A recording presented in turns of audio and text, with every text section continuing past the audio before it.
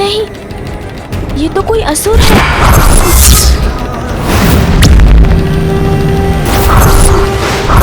पिताश्री ने सत्य कहा था, इंद्रियां भ्रमित कर हमें संकट में डाल देती हैं। इसीलिए तो सुंदर तितली को देखकर उसके रूप में आए ससुर को नहीं पहचान सका मैं।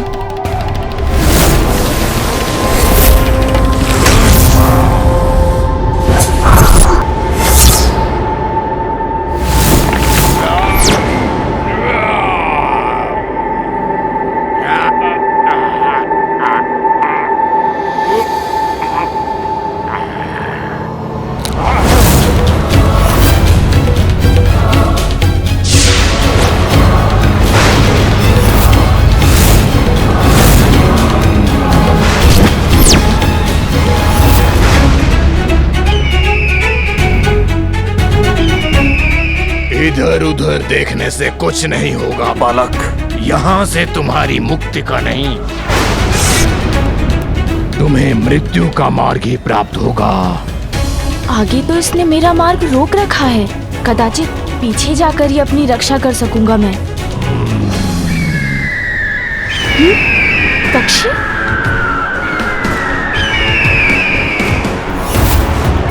अब इस दिशा से आने वाला ये भयंकर पक्षी भी कोई असुर तो नहीं? फिर तो दोनों ओर से घिर जाऊंगा मैं।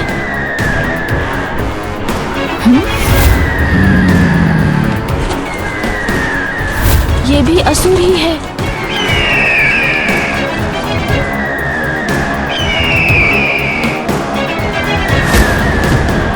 ये दोनों तो मेरे ऊपर झपटने के लिए तैयार हैं।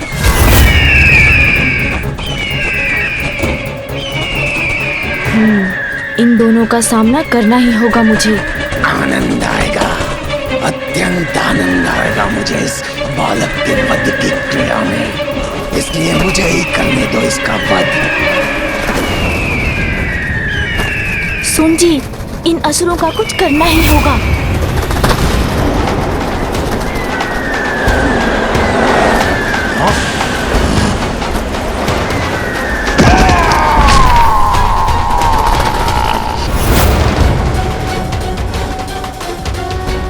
ये कोई साधारण बालक नहीं, मुझे सावधान रहना होगा।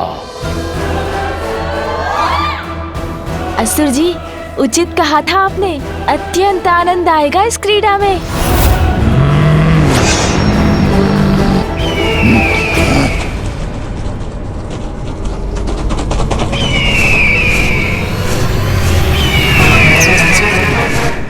प्रतीत होता है अभी तुम्हारा मन नहीं भरा है असुर।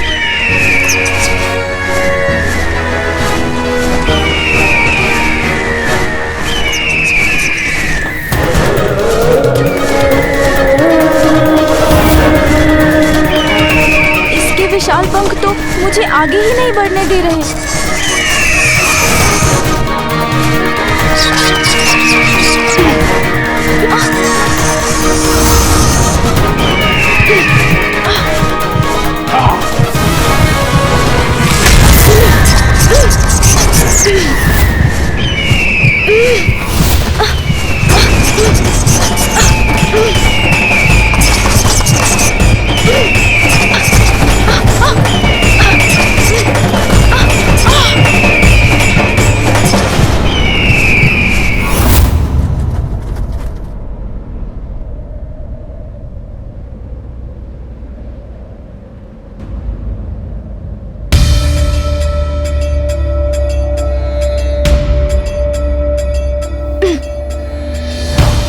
ऊपर कैसे जाऊं मैं?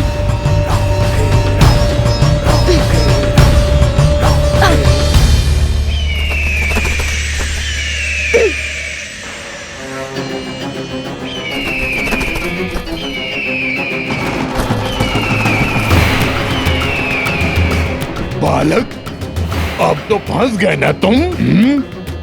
लेकिन तुम चिंता मत करो, तुम्हारी मृत्यु शीघ्र ही होगी।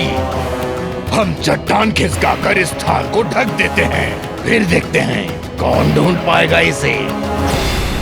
मुझे यहाँ से बाहर निकलने का कोई उपाय ढूंढना ही होगा।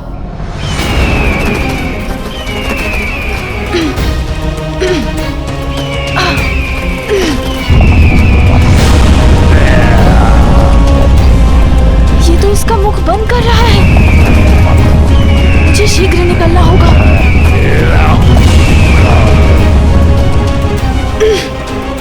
यहाँ तो पकड़ ही नहीं बन पा रही है। ये दोनों दुष्ट तो चट्टान से ढकने में सफल हो रहे हैं। इस संकट को कैसे दूर करूं मैं?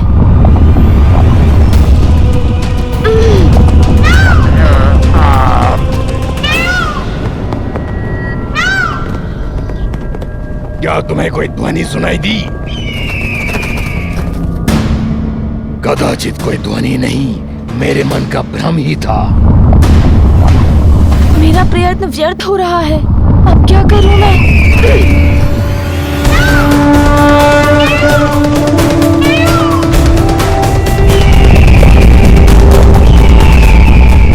दुष्ट असुरों, मैं तुम्हें अपने अनुज को क्षति नहीं पहुंचाने दूंगा।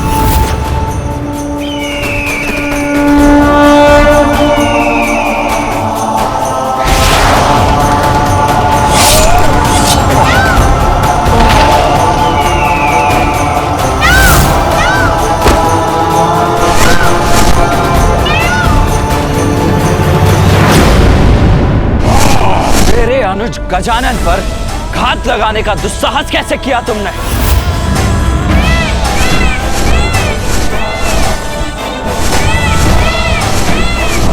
भैया,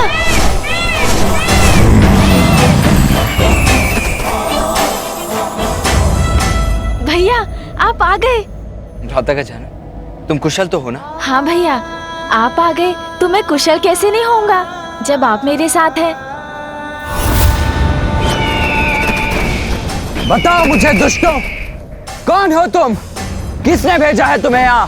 शब्दों से नहीं, अपने वार से परिचय देते हैं हम।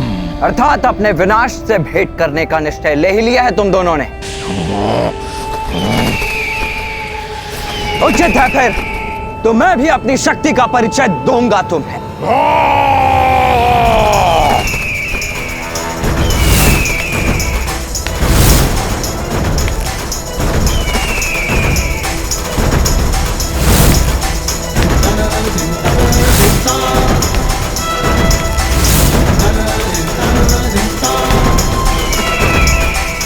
ये असुर पक्षी तो पुनः मेरी ओर आ रहा है। इस असुर से तो मैं निपटता हूँ।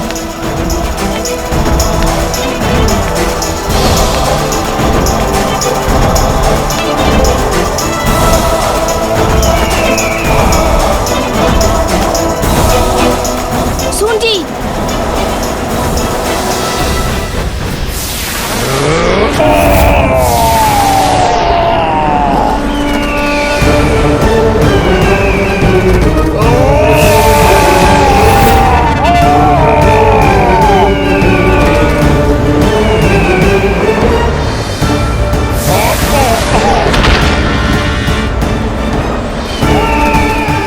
पराजय स्वीकार करते हो असुर, या और दंडित करूं तुम्हें? आश्चर्य, मेरी श्वास में ही इतनी शक्ति है कि इतना भयंकर ये असुर उसका सामना ही नहीं कर पा रहा है। सखी पार्वती, मैंने संपूर्ण भवन छान लिया किंतु गजानन मुझे कहीं नहीं मिला। विजया, गजानन का ध्यान रखने के लिए तो तुम्हें छोड़ा था मैंने, फिर वो कहाँ चला गया? मुझे क्षमा कर दो सखी पार्वती। हम दोनों बात कर रही थी कि कुमार कार्तिकेय प्रस्थान करने वाले हैं। कदाचित ही वो वार्तालाप सुनकर गजानन उनके पीछे पीछे चला गया। कार्तिकेय के पीछे चला गया? तब तो मुझे स्वामी को सूचित करना होगा। यदि वो भटक कर वन में पहुंच गया तो उस पर किसी बड़े संकट की छाया भी पड़ सकती है।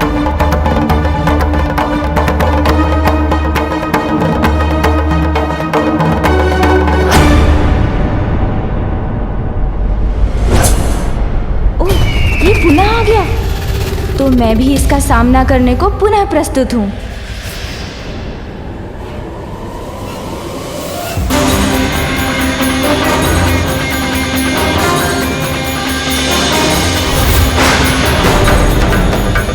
दंडित तो अब मैं करूंगा तुम्हें।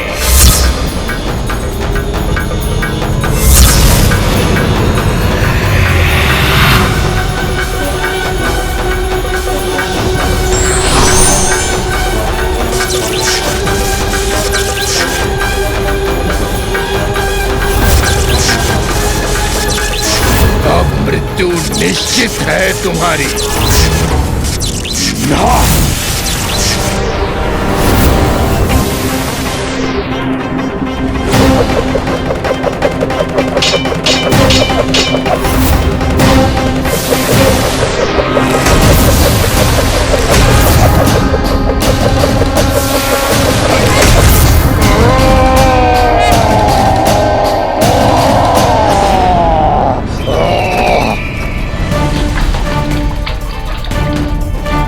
ये कहाँ घुमा रहा है? बस बहुत हुआ। बहुत नहीं हुआ, अब होगा।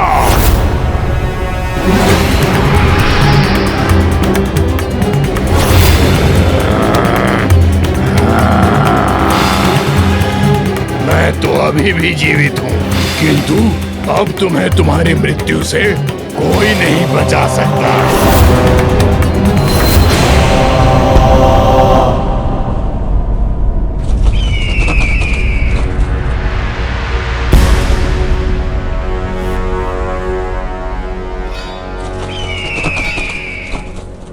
जो तुम कर सकते थे वो सब कुछ कर चुके हो ना तुम, तो अब क्या करोगे? क्या करूंगा मैं? तुम्हें यहाँ से उठा कर ही ले जाऊंगा दुष्ट बालक। बालक, प्रतीत होता है आज मेरे ही उदर में समाओगे तुम। अच्छा, तो तुम मुझे ऊपर ले जाना चाहते हो?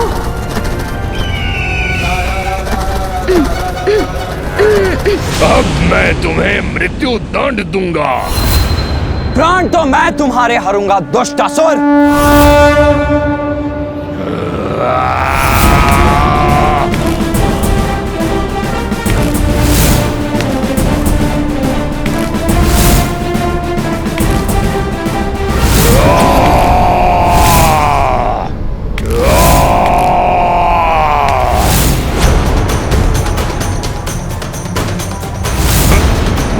मेरे शरीर पर क्यों चढ़ रहे हो तुम?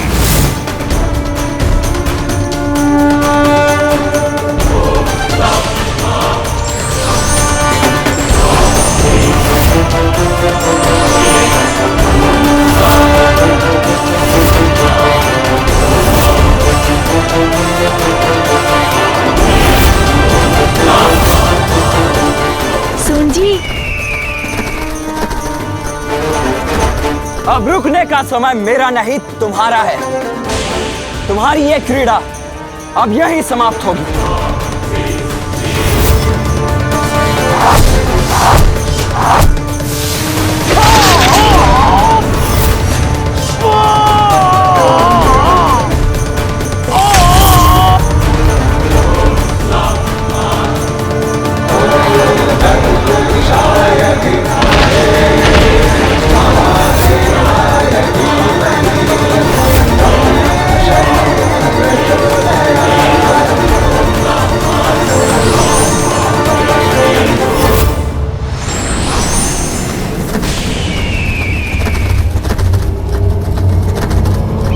ये अपनी सूंड मेरी ओर क्यों कर रहा है? गजानन,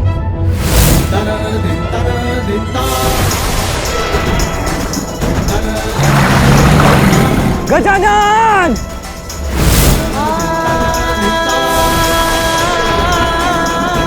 मेरा हार स्वयं मेरे मुख में आ रहा है। अरे एक असुर से मुक्ति प्राप्त की, तो अब ये नवीन संकट मुख खोले मेरी प्रतीक्षा कर रहा है।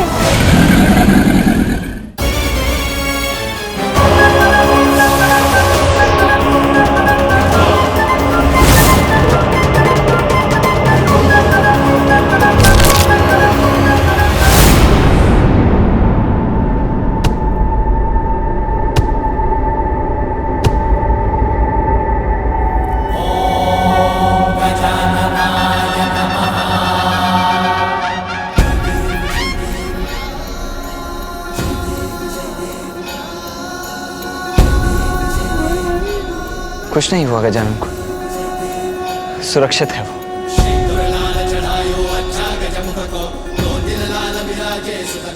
तुम्हारे इस पर गिरने मात्र से इस विकराल मगरमच्छ का अंत हो गया। आश्चर्य।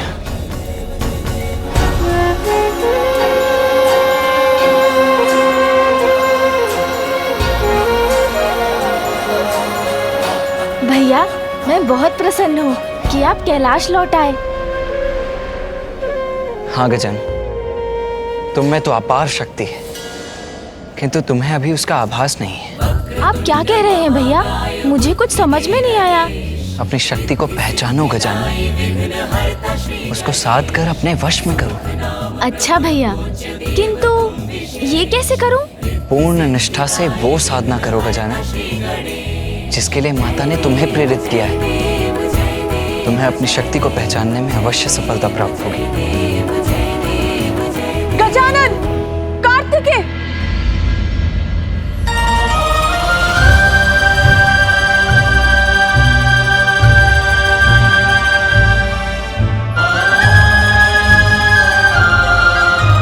पुत्र गजानन, कार्तिकेय के पीछे पीछे बिना किसी को बताए क्यों चले आए तुम? तुम्हें ज्ञान भी है कैसी आशंकाओं ने जकड़ लिया था मुझे।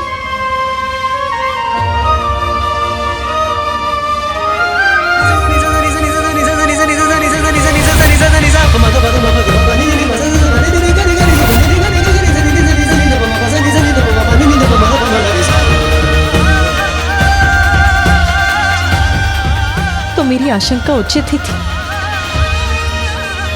पुनः उन असुरों ने प्रयत्न किया मेरे पुत्र को आहत करने का।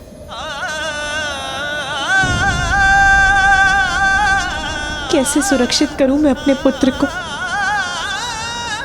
कैसे? अविलंब गजानन की साधना संपूर्ण कराइए माता। गजानन यदि अपने वास्तविक स्वरूप को पहचान लेगा तो आपकी चिंता का कारण स्वतः ही मिट जाएगा। मैं गजानन की रक्षा के लिए लौटा था मां, इसीलिए अब मुझे अनुमति दीजिए। मुझे शीघ्र ही दक्षिण पहुंचना चाहिए।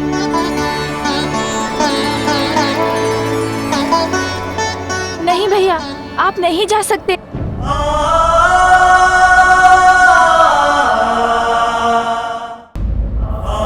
नहीं भैया, आप नहीं जा सकते।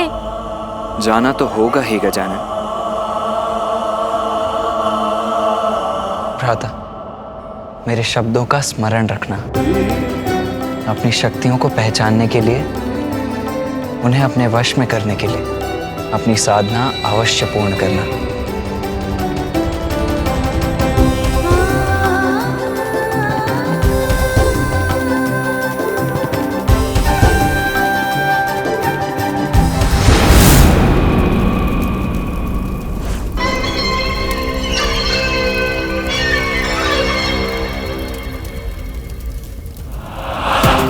विश्राम नहीं कर सकूंगी मैं जब तक वो असुर अपनी सफलता का सुखद समाचार लेकर नहीं लौटते।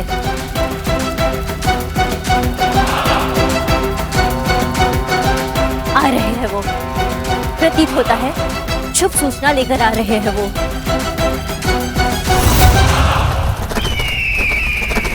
ये क्या? ये तो अकेला है, किंतु ये अकेला क्यों लौट रहा है?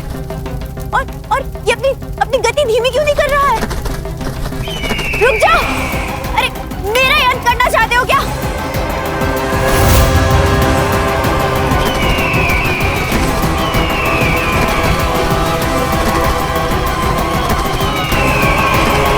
असुर सम्राट, रक्षा कीजिए मेरी!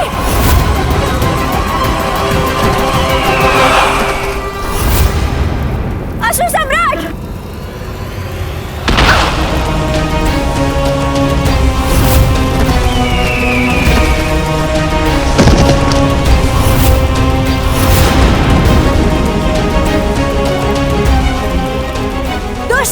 यदि मेरे ऊपर गिर जाते तो अनिष्ट हो जाता।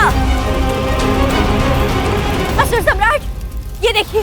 प्रणाम असुर सम्राट, अशुभ समाचार लाया हूँ। देखिए असुर सम्राट सिंदूरा, महादेव के दोनों पुत्र कार्तिकेय और गजानन ने मिलकर मेरी ऐसी दुर्दशा कर दी और उन्होंने दोनों असुरों का वध भी कर दिया। मेरी अवस्था भी अच्छी नहीं है महाराज। नहीं, ये असंभव है।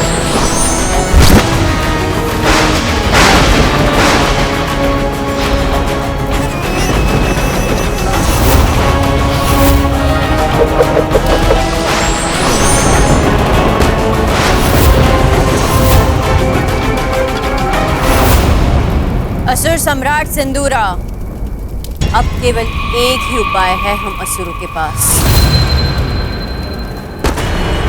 असुरों के गुरु शुक्राचार्य।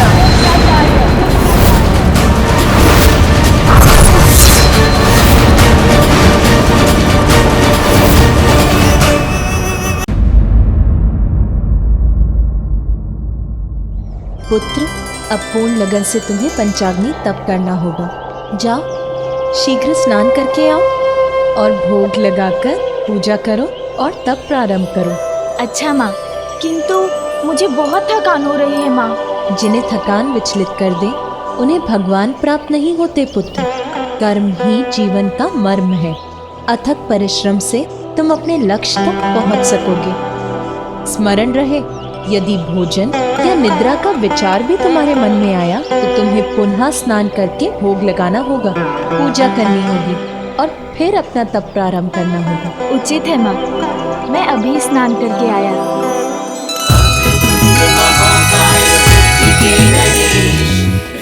सिद्धिदायी विघ्नहर्ता श्री गणेश, सुमुख नाम प्रथम पूज्य देव तुम विशेष। रिद्धि सिद्धिदायी विघ्नहर्ता श्री गणेश। माँ के वचनों के पालन के लिए बालक विनायक प्रयास किए। निद्रा से लड़ आए करके स्नान, तप स्थल पे प्रयास रख के लगे ध्यान। महाकाय बुद्धि के नरेश, रिद्धि सिद्धिदायी विघ्नहर्ता श्री गणेश।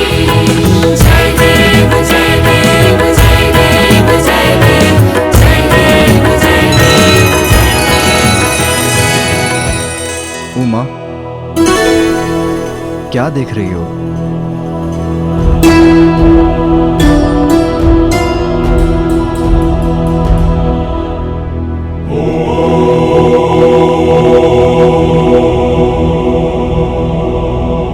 उमा,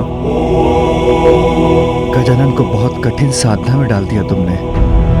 गौरी, ये तप तो तुमने मुझे पाने के लिए किया था। हाँ स्वामी, जब मेरे वर्षों की तपस्या के बाद भी आप अपने ध्यान से नहीं उठे, तब देवताओं ने आपके हृदय में मेरे प्रति प्रेम जगाने के लिए कामदेव को भेजा और उन्होंने आप पर बाण चला दिया, किंतु आपने अपने तीसरे नेत्र की अग्नि से उन्हें भस्म कर दिया।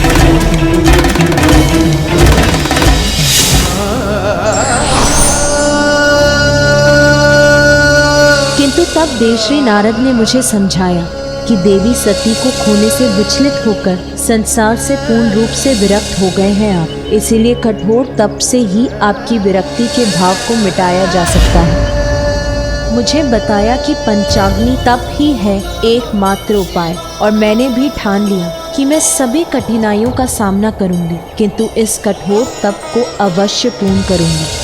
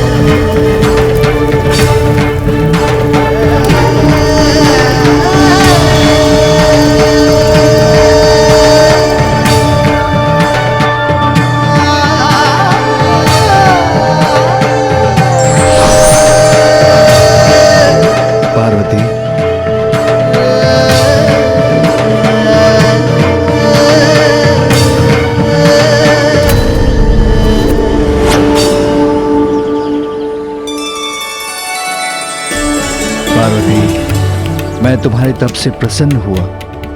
कहो, क्या इच्छा है तुम्हारी? मेरी इच्छा तो आपको पाने की है मेरे प्रभु, मेरे स्वामी। पार्वती, तुम्हारी इच्छा अवश्य पूर्ण होगी। तुम अपने माता पिता के पास उनके निवास स्थान लौट जाओ। उचित समय आने पर मैं तुम्हारा वरण करने स्वयं आऊंगा। आदि शक्ति जगत जननी हूं मैं, और ये मुझे उस तप को पूर्ण करने के बाद ही ज्ञात हुआ, और मैंने आपका सानिध्य भी पाया। किंतु गजानन तो अभी बालक है स्वामी, कहीं मैं उसके साथ आवश्यकता से अधिक कठोर तो नहीं हो रही हूं? आपका पुत्र तो स्वयं परम ब्रह्म है, महागणपति है उमा। वो भी अवश्य इस तप के माध्यम से अपनी कुंडलिनी को जागृत कर अपना वास्तविक परिचय प्राप्त करेगा। हाँ स्वामी, अवश्य सफल होगा वो। मुझे यहाँ से दीपक की लौ दिखाई दे रही है स्वामी। और मुझे गजानन, वो अपने ही तप में लीन है।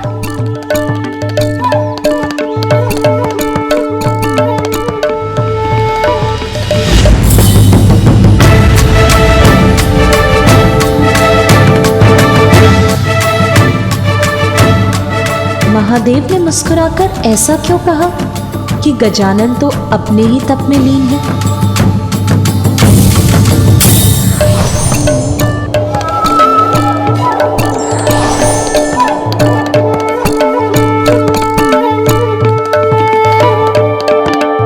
तो ये था आपका संकेत स्वामी?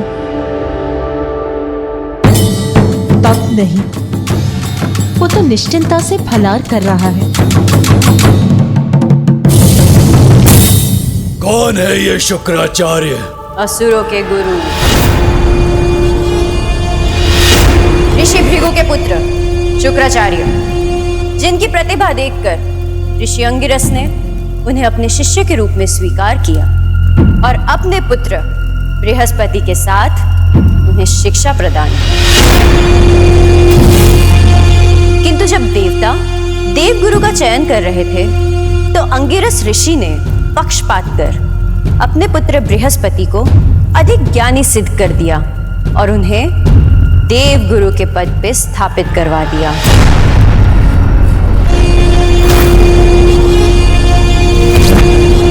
किंतु शुक्राचार्य बिना योग्यता के ही असुरों के कुलगुरु नहीं बने। अपने गुरु के पक्षपात से आहत होकर उन्होंने महादेव की घोर तपस्या की।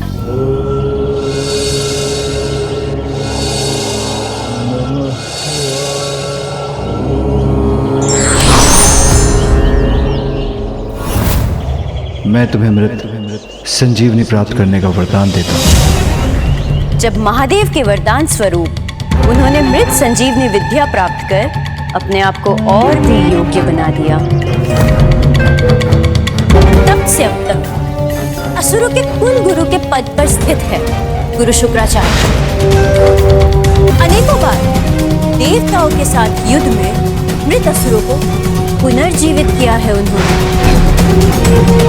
विजय प्राप्ति हेतु असुरों का मार्गदर्शन किया है उन्होंने। इसलिए आप भी गुरु शुक्राचार्य की शरण में जाइए असुर सम्राट, और उनके सुझाव पर ही अपने आगे की योजना बनाइए।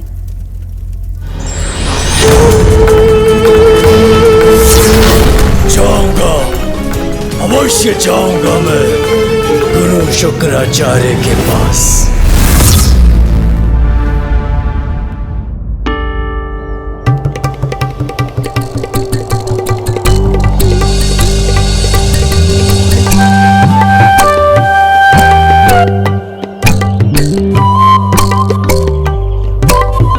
ये परछाई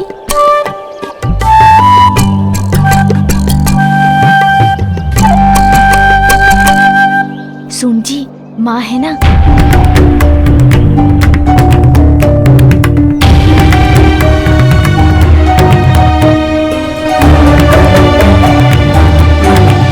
क्या हुआ गजानन, तुम अपने तप से क्यों उठ गए? और ये फल ये पूजा की सामग्री? मैं तो साधना ही कर रहा था माँ। फिर मुझे भूख लगने लगी तो मुझसे रहा नहीं गया। किंतु आप चिंता मत कीजिए माँ, भोजन करने के बाद मैं पुनः स्नान कर अपनी साधना प्रारंभ करूँगा। आप निश्चिंत रहिए माँ, मैं पूर्ण कर लूँगा अपनी साधना। पुत्र, बाप के लिए छोड़ा हुआ कार्य कभी पूर्ण नहीं होता। लक्ष्य प्राप्ति के लिए तो अनेक चुनौतियों से संघर्ष कर उन पर विजय पानी होती है पुत्र। उसके बिना कभी सफलता प्राप्त नहीं होगी। और चुनौतियां तो कठिनाइयों का रूप लेकर ही प्रस्तुत होती हैं। कठोर साधना से साध कर ही उन्हें सरल बनाया जा सकता है पुत्र। क्या तुम शक्ति संपन्न नहीं होना चाहते पुत्र? अपनी शक्ति को पहचानो गजानन, उसको साध कर अपने वश में करो। पूर्ण निष्ठा से वो साधना करो गजानन जिसके लिए माता ने तुम्हें प्रेरित किया। होना चाहता हूँ माँ। भैया ने भी मुझसे कहा था मुझे अपनी शक्ति को पहचानना होगा। उसके लिए तो तुम्हें यह कठिन तप करना ही होगा पुत्र, क्योंकि सफलता कभी सुगम नहीं होती। उचित है माँ, अब कुछ भी हो जाए मैं अपने तप से नहीं डिगूंगा।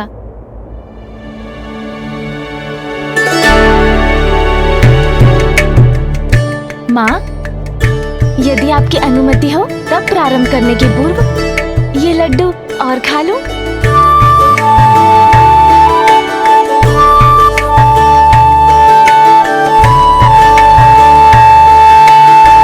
पुत्र, तुम्हारे समक्ष दो मार्ग हैं।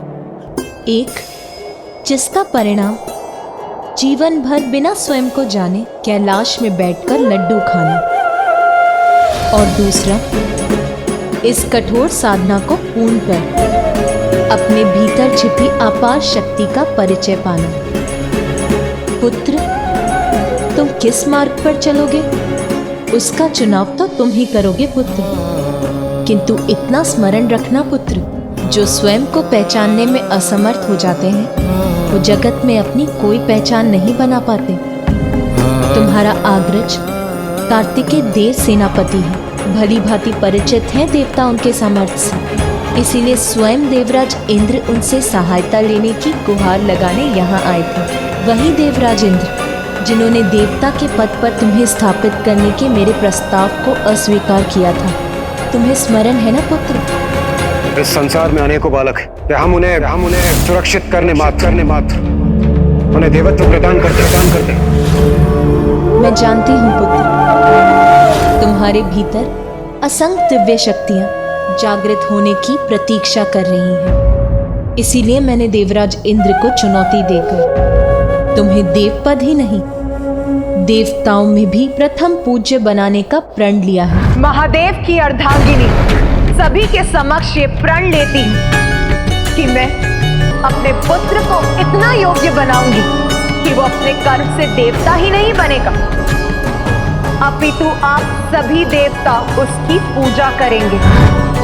मुझे तुम पर विश्वास है पुत्र, किंतु यदि तुम भी चाहते हो कि मेरा प्रण सत्य हो, यदि तुम चाहते हो कि सर्व समर्थ बन निर्भय होकर संसार में सत सम्मान जी सको और अन्य जीवों के साथ स्वयं देवराज इंद्र और अन्य देवता भी तुम्हारा सम्मान करें, तो तुम्हें साधना कर अपनी शक्ति को पहचानना ही होगा पुत्र। मेरे पुत्र हो गजानन, तो मेरा मान रखो। तुम्हें सर्वशक्तिमान बनाने के मेरे प्रण को पूरा करो, ये मेरी इच्छा है। किंतु अब सफलता का या सरलता का कौन सा मार्ग चुनोगे तुम? ये निर्णय तो तुम ही को लेना है गजानन।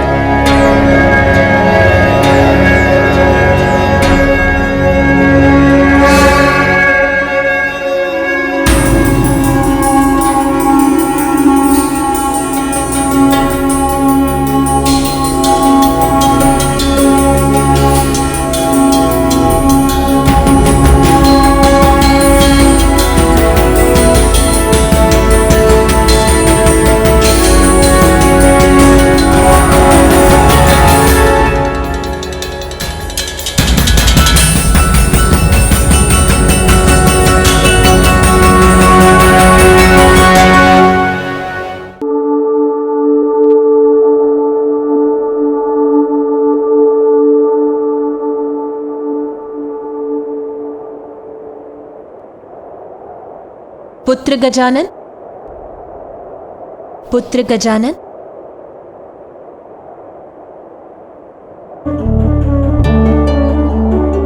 पुत्र गजानन,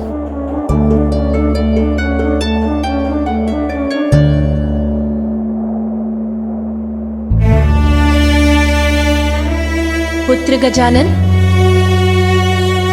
सूर्यास्त हो गया, संध्या हो चली है पुत्र। संध्या भी हो गई माँ, मुझे तो पता ही नहीं चला। आज की साधना पूर्ण हुई गजानन। अब भवन चलो और भोजन कर विश्राम कर लो पुत्र। बड़ी विचित्र बात है, आज मेरे जीवन में प्रथम बार मुझे भूख का आभास तक नहीं हुआ। आश्चर्य है।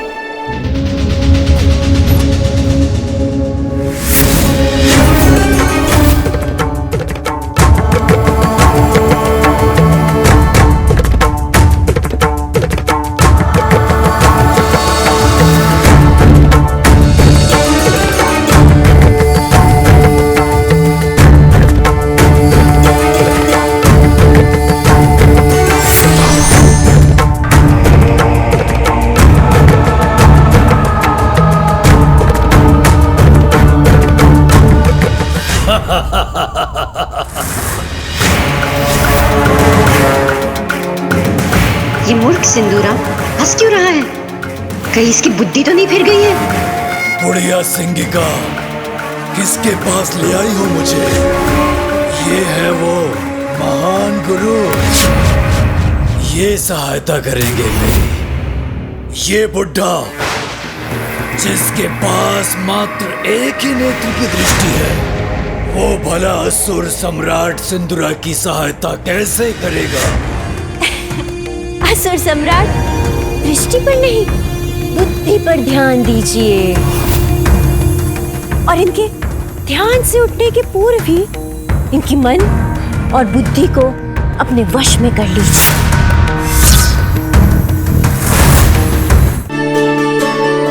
आहा, स्वादिष्ट मोदक।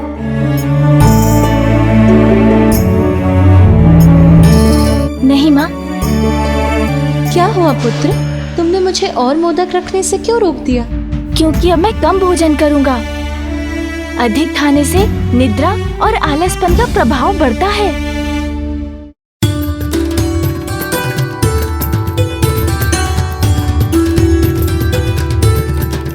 लो पुत्र। बस बस माँ, इतना अधिक नहीं।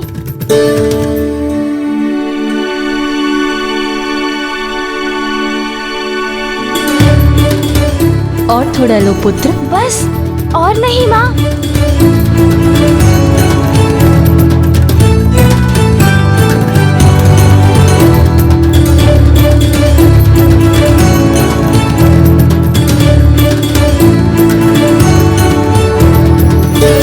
पुत्र गजानन, भोजन हो गया तुम्हारा? हाँ नानी माँ, हो गया। तो चलो, सोने से पूर्व मैं तुम्हें एक अच्छी सी कथा सुना देती हूँ, जिससे तुम्हारी थकान भी मिट जाएगी और तुम्हें निद्रा पड़ जाएगी। नहीं नानी माँ, कथा सुनने का समय नहीं है मेरे पास। मुझे तो अभी सोना है, क्योंकि अभी नहीं सोऊंगा तो भोर होते ही कैसे जागूंगा।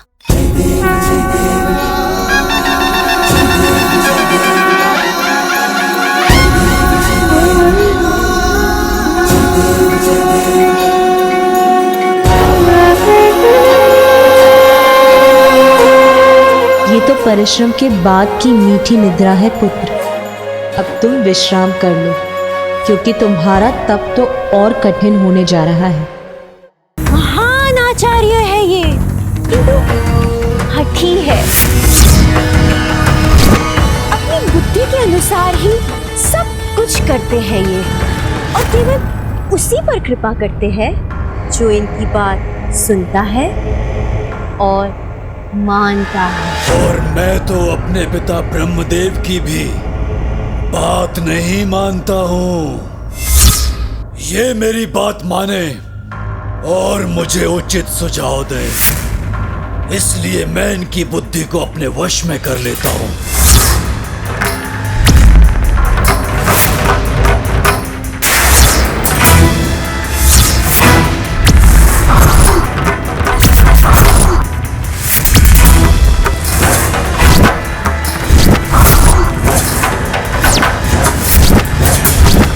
मैं असुर सम्राट सिंदूरा तुम्हें आदेश देता हूँ, तुम मेरी सेवा करोगे, मेरी सेवा करोगे तुम। जो भी हो तुम, जो ये धृष्टता करने का दुस्साहस कर रहे हो, जान लो मैं असुरों का गुरु हूँ। मैं किसी की सेवा नहीं करता। क्या हुआ? उनका मन आपके वश में हुआ कि नहीं? इस बुढ़िया ने कुछ नहीं सुना, अर्थात मेरे मन में प्रवेश कर मुझसे बात की ना।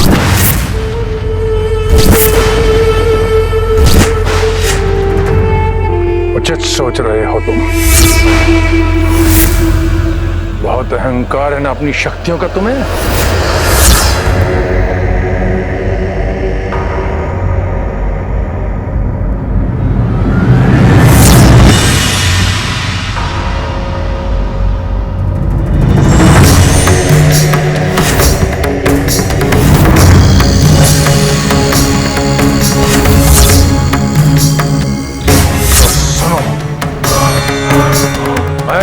श्राप देता हूं, जिस शक्ति का तुम्हें इतना अहंकार है वो तब तुम्हारे लिए व्यर्थ हो जाएंगी जब तुम्हें उनकी सबसे अत्यधिक आवश्यकता होगी।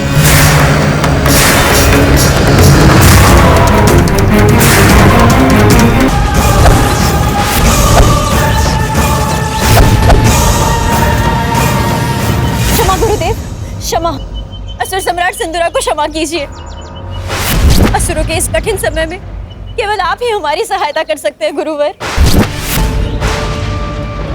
ये मैं क्या कर बैठा? इसके पूर्व की स्थिति हाथ से निकल जाए।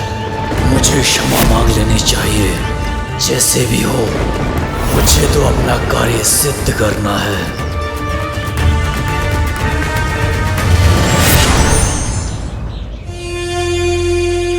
गुरुवर, मैं आपका अपमान करने नहीं, आपसे सहायता लेने आया हूं। एक शाप के कारण मैं असुर बना और अब मेरे ऊपर एक महासंकट छाया है। असुरों के कुलगुरु होने के नाते अब आप ही मुझे मार्ग दिखा सकते हैं। मुझ पर कृपा कीजिए, मेरी सहायता कीजिए गुरुवर, सहायता कीजिए। कैसी सहायता चाहते हो तुम? मेरी समस्या का समाधान, मात्र एक उपाय। महादेव और देवी पार्वती पुत्र गजानन के अंत का उपाय मुझे बताइए गुरुवर। असंभव! महादेव के पुत्र को हानि पहुंचाने में मैं तुम्हारी कोई सहायता नहीं कर सकता। चले जाओ यहाँ से। चले जाओ। चला जाऊं गुरुवर? ओह, समझा। आप तो महान महादेव भक्त है ना, किंतु असुरों के प्रति भी तो आपका कोई दायित्व है। आप भूल रहे हैं गुरुवर। असुरों ने आपको तब स्वीकार किया था, आपको अपने गुरु का पद देकर आपको सम्मानित किया था, जब देवताओं ने आपका तिरस्कार किया था। इसलिए आप असुरों की सहायता के कर्तव्य से अपना मुख नहीं मोड़ सकते।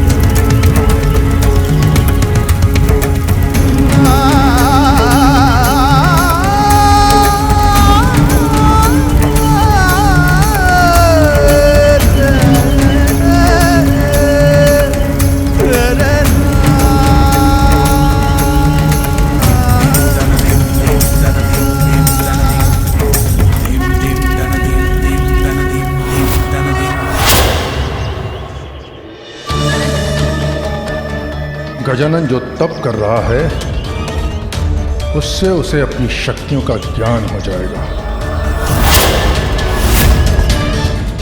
और यदि ऐसा हो गया तो फिर कोई उसका अंत नहीं कर सकेगा।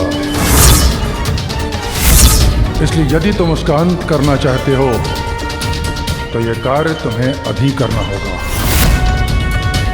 उसके और शक्तिशाली बनने के, उसका तप संपन्न होने के पूर्व।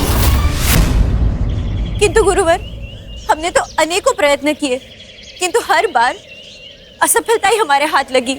क्योंकि यह प्रयत्न तुमने कैलाश पर करने की भूल की। कैलाश में तुम उसे कुछ नहीं कर सकोगे। गजानन को हानि पहुंचानी है तो तुम्हें उसे कैलाश से बाहर लाना होगा।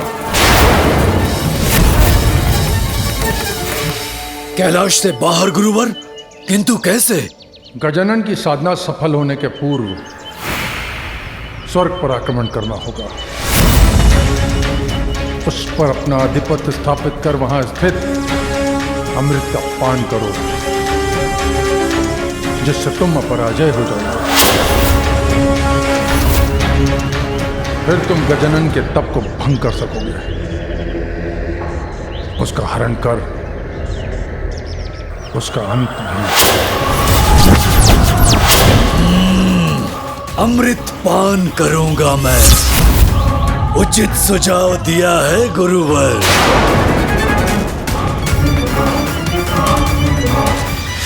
किंतु स्मरण रहे सिंदूरा, तुम्हारे पास बहुत कम समय शेष है। स्मरण रहे।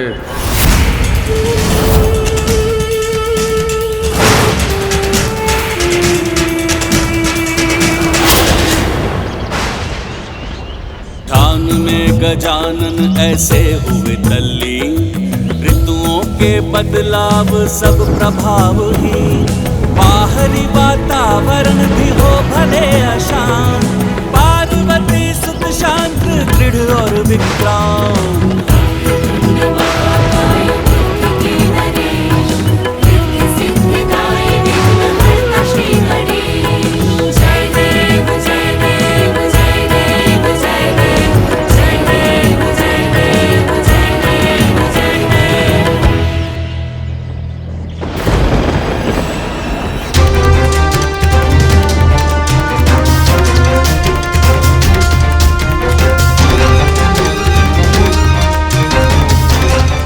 मेरे मन में उमड़ रही चिंताओं को शांत कैसे करूं? तेरी पार्वती का एक पुत्र वैसे ही देव सेनापति पद पर स्थापित है, अब यह दूसरा इस तप से अतुलित शक्ति का स्वामी बनने का प्रयास कर रहा है। कदाचित आप व्यर्थ ही चिंता कर रहे हैं इंद्रदेव। इस कठोर तप को पूर्ण करने में तो गजानन को अनेकों वर्ष लग जाएंगे। सूर्यदेव विपत्ति पूर्व सूचना देकर नहीं आते, अचानक ही आक्रमण करती। भूला नहीं हूं मैं गजानन की क्षमताओं को, किस तरह उसका परिचय उसने हम देवताओं को दिया था। इसलिए हम देवताओं की भलाई इसी में है कि हम सतर्क रहें। कदाचित वो तप में सफल हो, पुनः आप सभी देवताओं का अपमान करेगा और मुझसे मेरा सिंहासन अवश्य छीन लेगा। छिनेगा, अवश्य छिनेगा तुम्हारा सिंहासन देवराज इंद्र, किंतु गजानन द्वारा नहीं, मेरे द्वारा।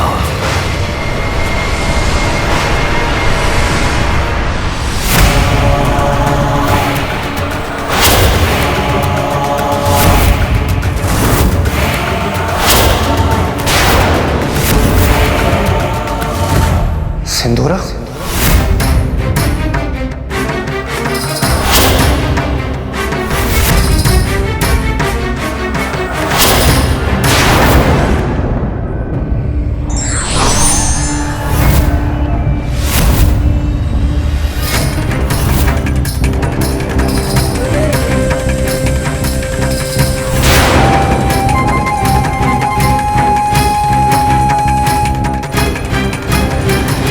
दुष्ट असुर, तूने पुनः यहाँ आने का दुस्साहस कैसे किया? अतिथि का सत्कार किया जाता है, तिरस्कार नहीं। सिंदूरा! जो बिना निमंत्रण आते हैं वो अतिथि नहीं, शत्रु होते हैं। आज तुम यहां से बचकर नहीं जाओगे। मूर्खता नहीं देवराज, अपनी बुद्धि का प्रयोग करो, अन्यथा विवश होकर मैं ही वश में करूंगा तुम्हारी बुद्धि।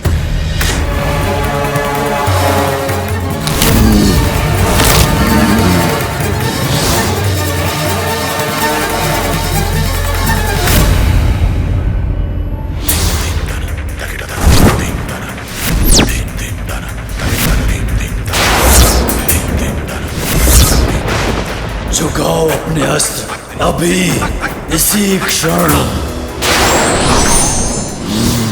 अब तुम सभी मेरे नियंत्रण में हो। उचित है अब।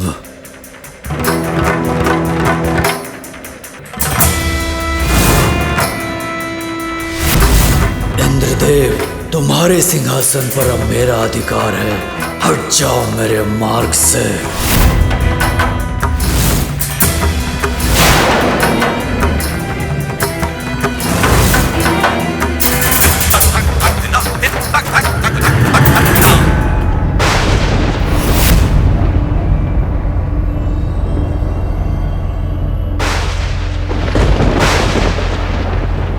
ये कार्य तो संपन्न हो गया।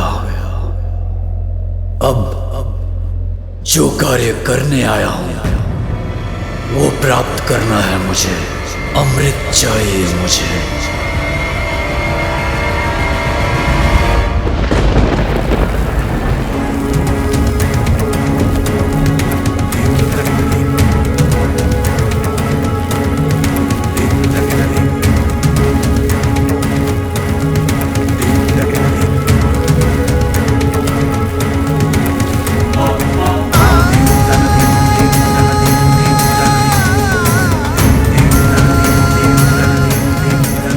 तब से उत्पन्न ऊर्जा का आभास तो हो रहा है मुझे, अर्थात अब मुझे तब को अगले स्तर पर ले जाना होगा। किंतु ये मुझे कैसे ज्ञात होगा कि वो अगला स्तर क्या है?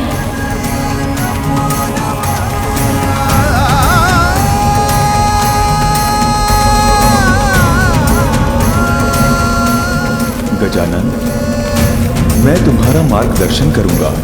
तुम्हें इस तप को पूर्ण करने का मार्ग दिखाऊंगा। धन्यवाद। किंतु आप कौन हैं? पहचानो मुझे गजानन। मैं ही परम ब्रह्म हूँ, महागणपति हूँ। तुम्हारे तप में तुम्हें सफलता दिलाने में मैं तुम्हारी सहायता करूंगा। मुझे अमृत चाहिए जिसमें तनिक भी विलंब नहीं हो सकता। किंतु अमृत पर तो कड़ी सुरक्षा है और उसे भेद पाना अत्यंत कठिन। केवल त्रिदेवों की अनुमति से ही सुरक्षा चक्र को भेद कर अमृत तक पहुंचा जा सकता है। 4 सुरक्षा घेरों में बटे इस सुरक्षा चक्र के प्रथम घेरे पर यक्ष, गंधर्व और देवताओं के साथ स्वयं देव शिल्पी विश्वकर्मा जी अमृत की रक्षा करते हैं और दूसरे घेरे की रक्षा दिव्य अग्नि रेखाएं करती हैं। उनसे टकराने वाला भस्म होकर अपने प्राण खो बैठता है। एक विकराल दिव्य चक्र रूपी तृतीय घेरा तो इतना भयंकर है कि उसकी कल्पना से ही भय लगता है। इस विशाल चक्र के नुकीले लोह तंत्र सदैव ही गतिमान रहते हैं, जो क्षण भर में किसी को भी काट सकते हैं। और चौथे घेरे पर 2 विषैले भयानक नाग सदैव अमृत की निगरानी में रहते हैं।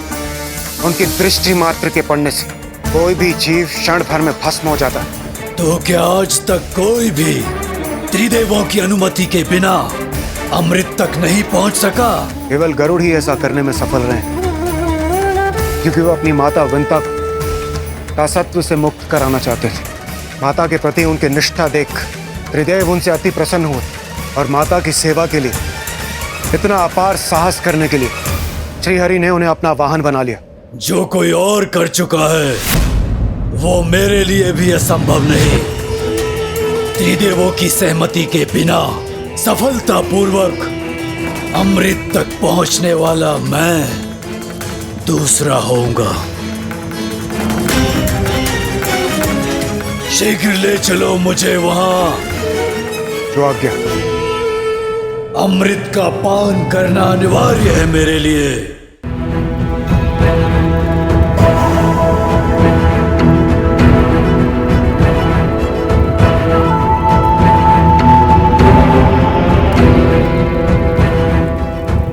अब अपने नेत्र बंद करो और अपना संपूर्ण ध्यान अपनी रीढ़ के मूल पर स्थित अपने प्रथम चक्र पर केंद्रित करो।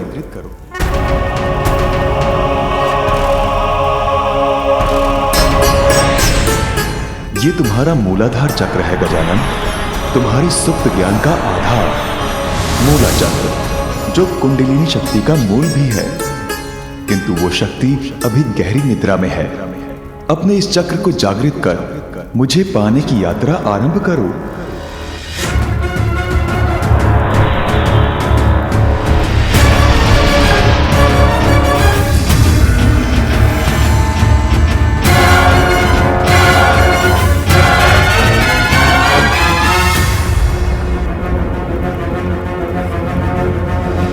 तुम्हारे भीतर कुंडलिनी शक्ति जागृत हुई है, जिसकी अपार ऊर्जा के कारण तुम्हें कष्ट हो रहा है। अपना ध्यान केंद्रित रखो गजानन, स्थिर रहने का प्रयत्न करो। ये शक्ति मेरे भीतर की नकारात्मकता को जलाकर मुझे पवित्रता प्रदान कर रही है। कुछ पाने के लिए कष्ट तो सहना ही होता है। मैं सहूंगा इस कष्ट को, अपने ऊपर प्रभावी नहीं होने दूंगा। सभी मुझ में ही हैं और मैं ही सब में हूँ।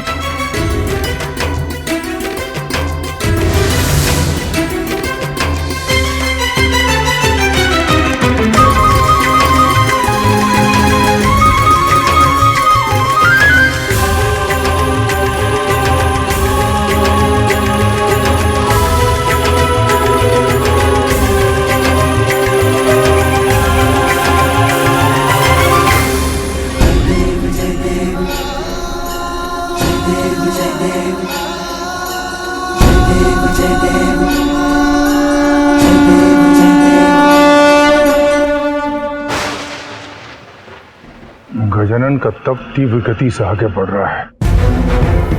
इंदिरा को शीघ्रता कर अमृत तक पहुंचना होगा, अन्यथा बहुत विलंब हो जाएगा।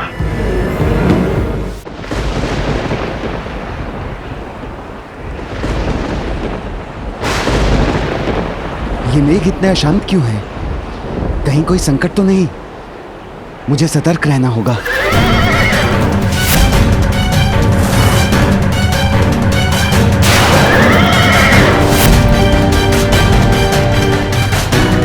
इंद्राजिंद्र यहाँ?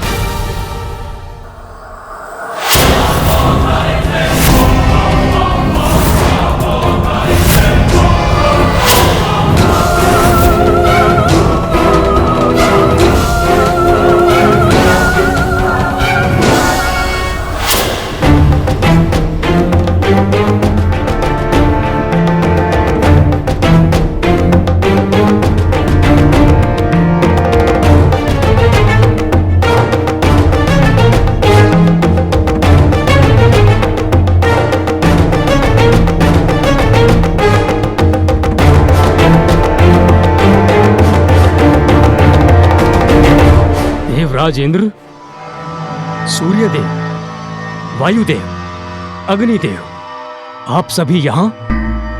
ये तो एक सुखद आश्चर्य है। प्रणाम देव शिल्पी विश्वकर्मा जी। मैं देवराज इंद्र यहाँ अमृत लेने आया हूँ।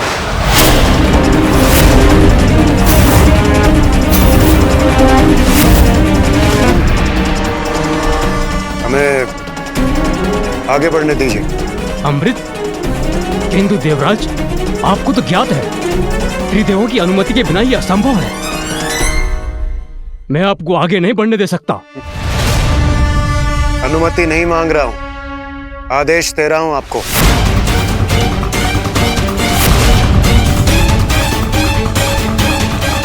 ये अकस्मात देवराज इतना अनुचित आदेश क्यों दे रहे हैं?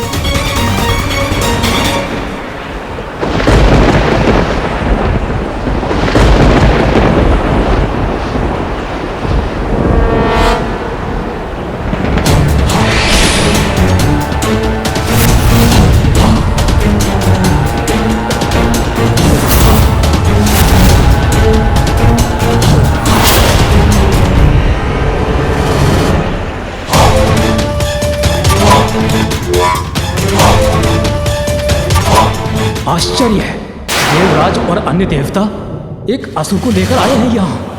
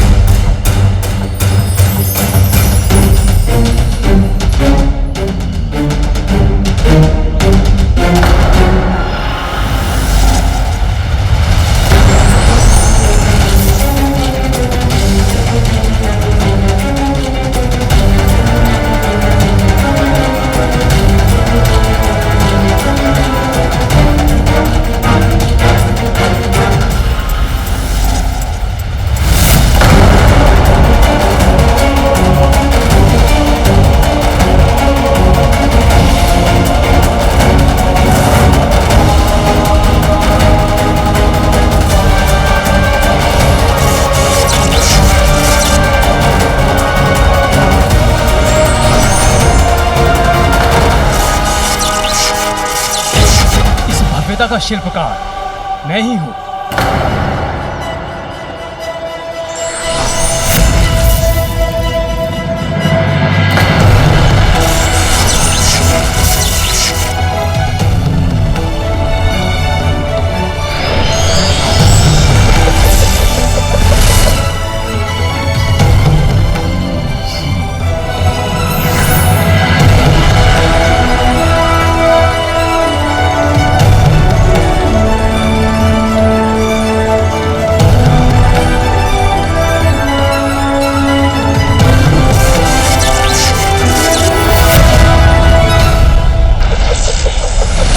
सर्वप्रथम प्रवेश करने का अधिकार आपका है असुर सम्राट सिंधुरा जी,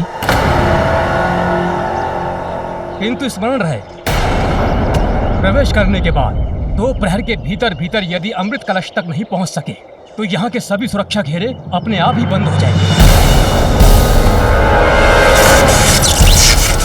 और आप अनंत काल के लिए यहाँ बंदी बन जाएंगे।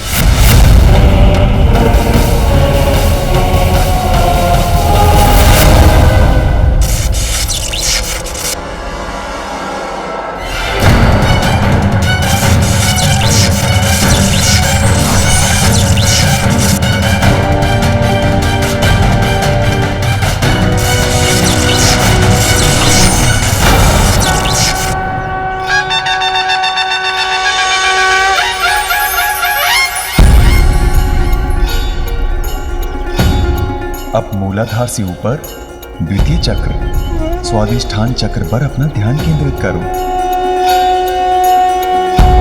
अपनी कुंडलिनी शक्ति को स्वादिष्ठान चक्र तक बढ़ने दो और अपनी मूल प्रकृति पर नियंत्रण पाकर उसे परिवर्तित कर उससे कहीं आगे जाने का सामर्थ्य प्राप्त करो।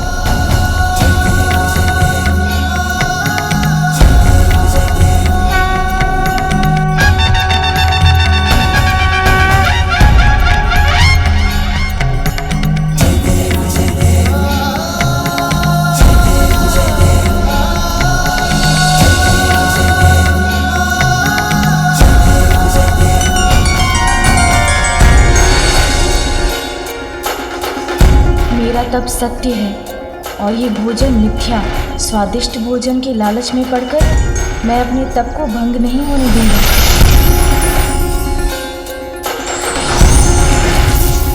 अब मैं क्रोध, घृणा, ईर्ष्या, लोभ और अहंकार आदि अवगुणों से मुक्त होकर शुद्धता प्राप्त करता हूँ।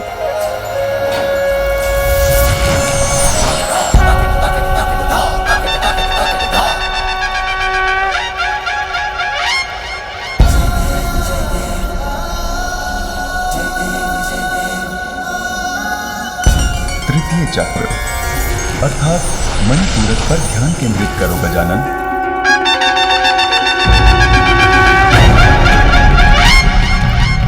मणिपूरक चक्र उस दिव्य मणियों से सुशोभित नगरी के समान है जिसकी दिव्य ज्योति तुम्हारे विचारों को स्पष्ट बनाएगी। अपनी कुंडलिनी शक्ति को अब मणिपूरक चक्र तक बढ़ने दो। जागृत करो इस चक्र को और अपने आत्मज्ञान को उजागर करो।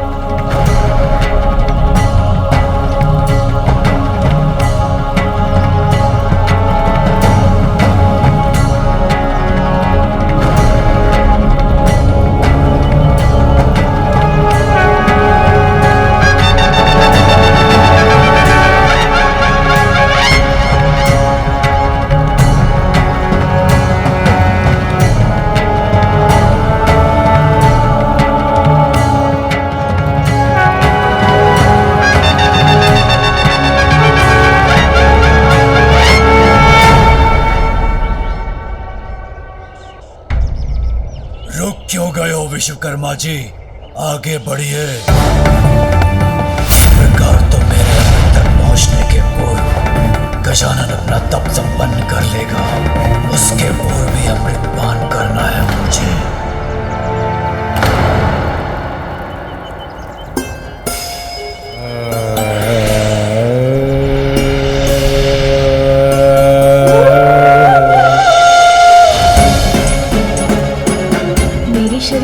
तप से उत्पन्न ऊर्जा तो मुझे भावनाओं के आवेग में बहा रही है। मुझे अपनी भावनाओं को नियंत्रित करना होगा। मैं स्वयं को सभी प्रकार के भय और दुविधा से मुक्त करता हूँ। अपनी सभी भावनाओं का मैं ही स्वामी हूँ।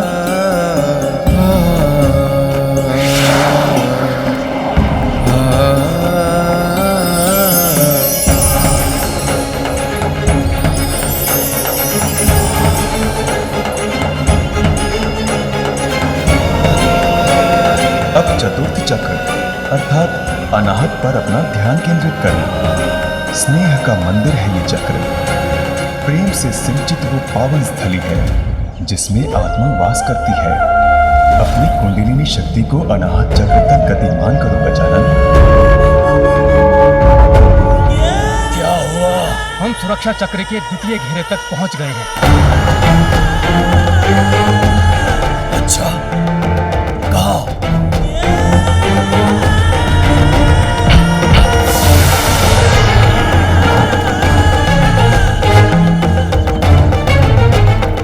विलंब मत करो, शीघ्र खोलो।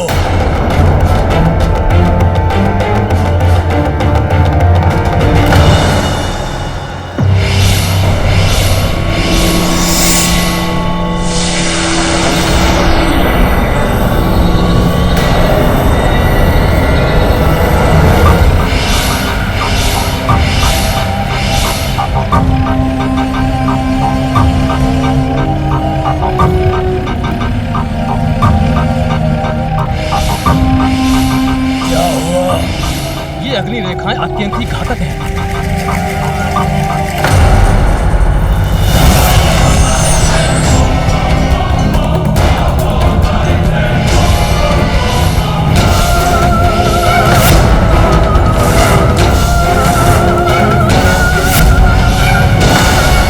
इन अग्नि रेखाओं को भेद पाना तो मेरे लिए भी असंभव है। समय का चक्र बड़ी तीव्रता से घूमता जा रहा है। अमृत तक पहुंचने के लिए मात्र 2 प्रहर है मेरे पास, और ये कार्य मुझे उस बालक के तप संपन्न करने के पूर्व ही पूर्ण करना है।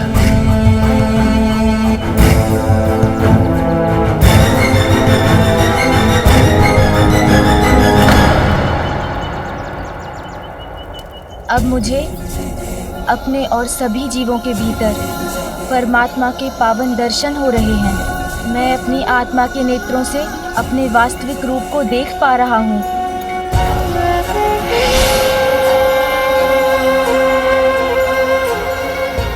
पंचम चक्र विशुद्धि चक्र पर ध्यान केंद्रित करो गजानन। विशुद्धि चक्र शरीर और आध्यात्मिक दोनों में शुद्धि और सामंजस्य स्थापित करने का स्थान है। अब अपनी कुंडलिनी शक्ति को विशुद्धि चक्र से एकीकार करो।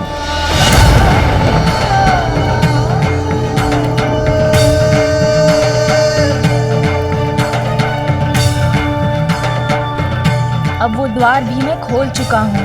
जिससे मैं अपनी चेतना को पूर्णता की ओर ले जा रहा हूँ। षष्ठम चक्र, रचना पर ध्यान केंद्रित करो गजानन। अपनी कुंडलिनी शक्ति को अपने तीसरे नेत्र के स्थान पर अर्थात वहां केंद्रित करो जो तुम्हारे विवेक और अंतर्दृष्टि का प्रतीक है। मात्र एक क्षण के लिए बैठ सकता मैं, थोड़ा सा विश्राम कर लेता तो थकान दूर हो जाती मेरी। इतना थक गया हूँ मैं, विश्राम चाहिए मुझे।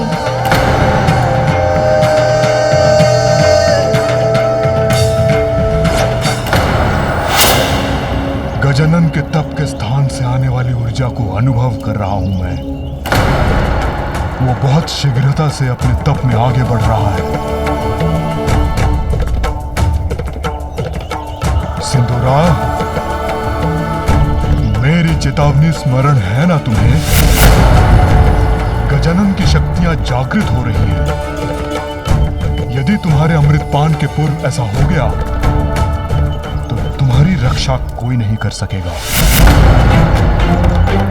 गजानन जो तप कर रहा है उससे उसे अपनी शक्तियों का ज्ञान हो जाएगा, और यदि ऐसा हो गया तो फिर कोई उसका अंत नहीं कर सकेगा। इसलिए यदि तुम उसका अंत करना चाहते हो तो ये कार्य तुम्हें अभी करना होगा। समय नहीं है मेरे पास, शीघ्र इस समस्या का समाधान सुझाइए मुझे।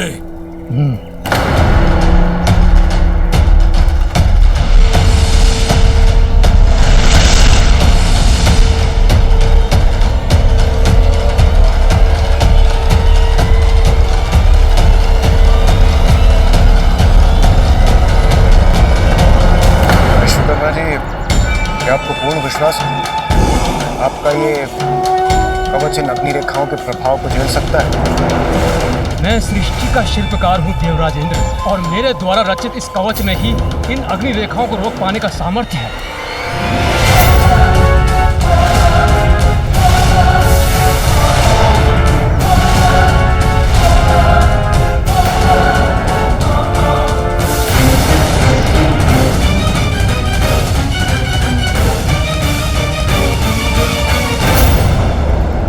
प्रतीत होता है वो प्रकाश अमृत के स्थान से ही उत्पन्न हो रहा है, अर्थात अपने लक्ष्य के समीप पहुंच रहा हूं मैं।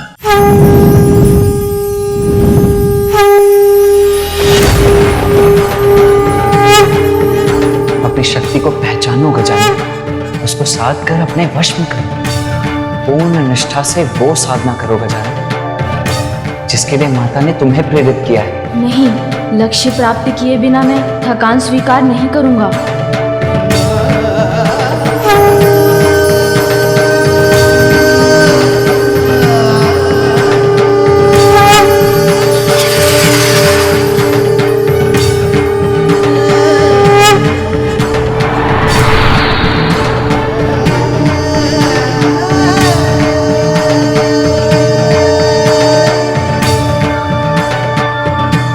अब सत्य की साधना करने की आवश्यकता नहीं है मुझे, क्योंकि सत्य तो मेरे समक्ष है, मेरे भीतर ही है सत्य।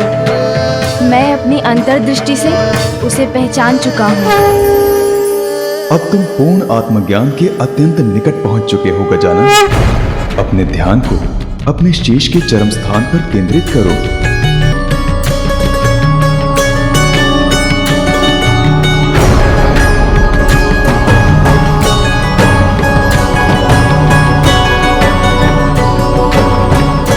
तुम्हारे तप का अंतिम चरण, सप्तम चक्र, सहस्त्रार चक्र, जो अनंत है। अब अपनी कुंडलिनी शक्ति को अपने शरीर के भीतर से बाहर आने दो गजानन, और उसके माध्यम से दिव्य ज्योति के पास ले जाने दो।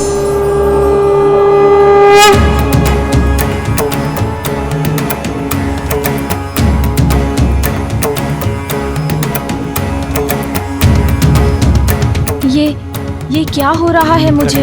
जैसे ये ऊर्जा मुझे भेद देगी, मेरे भीतर विस्फोट कर मुझे खंड खंड कर देगी। तुम अब अपनी इस यात्रा के अंतिम पड़ाव पर हो गजानन। देखो तुम अपनी साधना में कितने आगे बढ़ाए हो। यदि अब तुमने साधना त्याग दी तो तुम्हारा संपूर्ण श्रम व्यर्थ हो जाएगा, किंतु तुम ऐसा नहीं होने दोगे ना? लक्ष्य पर ध्यान स्थिर रखकर इस ऊर्जा को नियंत्रित करने का प्रयत्न करो गजानन। तुम ऐसा कर सकते हो। अपने ऊपर विश्वास रखो, तुम अवश्य सफल होगे।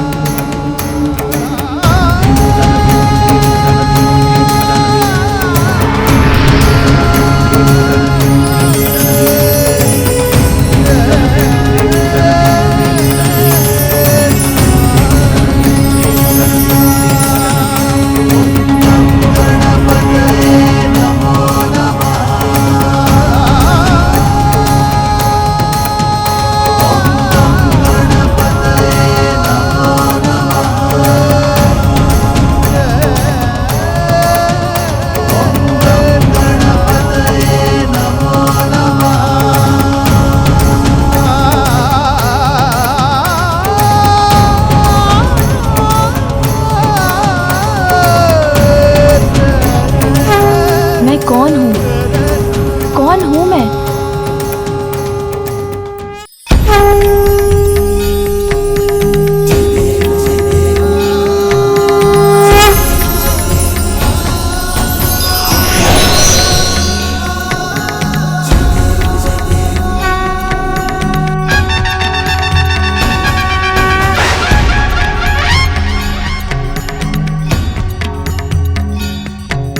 मैं ही तुम हो, मैं ही तुम हो, और तुम भी मैं ही हूँ। मैं ही आरंभ हूँ, मैं ही आरंभ हूँ, अंत भी मैं ही हूँ, अंत भी मैं ही हूँ। मैं अनंत हूँ, मैं अनंत हूँ, मैं परम ब्रह्म हूँ, परम ब्रह्म हूँ, परम ब्रह्म हूँ।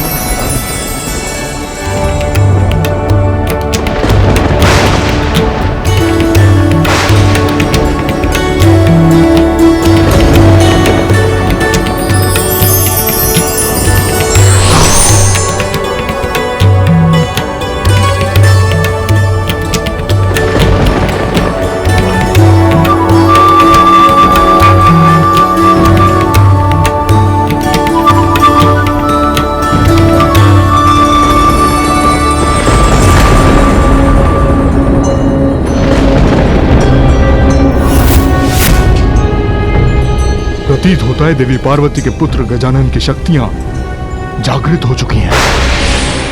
यदि सिंदूरा अभी भी अमृत तक नहीं पहुंचा है तो कदाचित अब बहुत विलंब हो चुका है। मुझे आभास हो रहा है कि अब समय शेष नहीं है। शीघ्रता करो, खोलो इस द्वार को।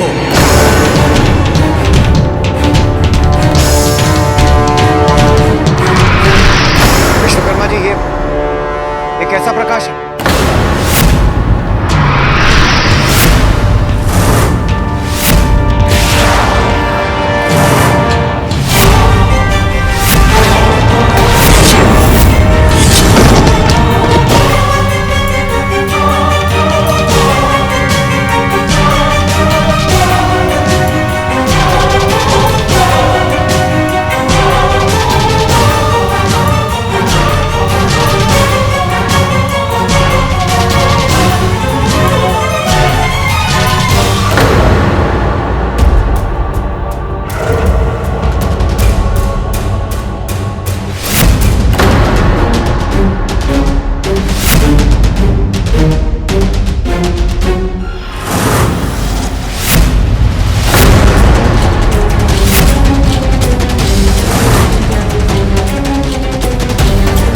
क्यों गए?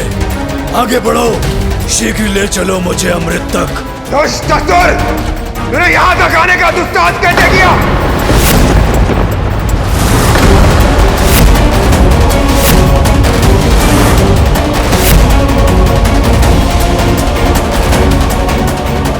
नहीं, ये कैसे संभव है? ये मेरे सम्मोहन शक्ति को तोड़कर बाहर कैसे आ गए? मैं वही प्रयास कर रहा हूँ ये दुष्ट। उत्तर दो मेरे प्रश्न का। इतनी कड़ी सुरक्षा को भेदकर तुम यहाँ तक कैसे पहुंचे? क्या ये देवता तो मेरी शक्ति के प्रभाव से मुक्त हो गए। कैसे संभव है ये? मैं तुम्हें श्राप देता हूँ। जिस शक्ति का तुम्हें इतना अहंकार है वो तब तुम्हारे लिए व्यर्थ हो जाएगी जब तुम्हें उसकी सबसे अत्यधिक आवश्यकता होगी। मेरी सम्मोहक शक्ति विफल हुई तो क्या, मेरा बल अवश्य सफल होगा। अपने बल से वश में कर लूंगा मैं तुम्हें।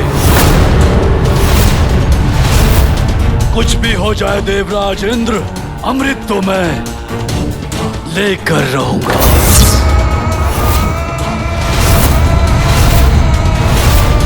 दुष्टासुर, तूने छल से अमृत पाने के लिए यहाँ आने का दुस्साहस कैसे किया? तुम्हें ज्ञात भी है इसका कितना भीषण परिणाम होगा।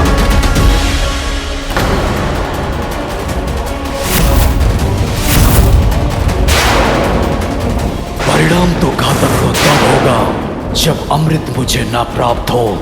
जब तक अमृत पान ना कर लूं, मुझे शांति नहीं मिलेगी। सिंदूरा, अंतिम चेतावनी दे रहा हूं मैं तुम्हें, भाई रुक जाओ। इस भ्रम में मत रहो देवराज कि तुम या तुम्हारे ये देवता सिंदूरा को रोक सकेंगे।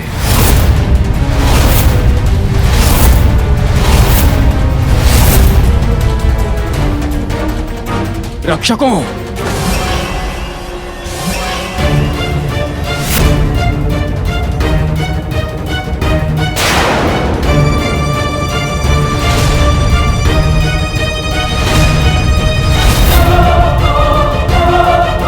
ये गंधर्व योद्धा इसे अवश्य रोक लेंगे।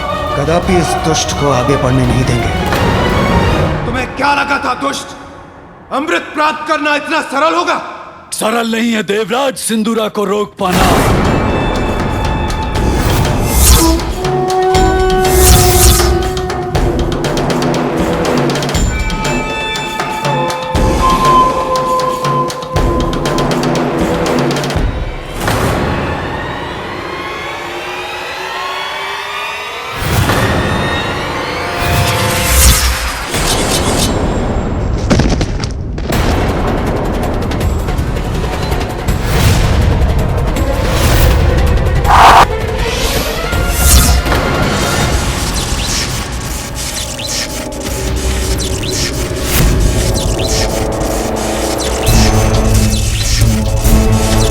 बाण मुझे नहीं, तुम्हें ही क्षति पहुंचाएंगे।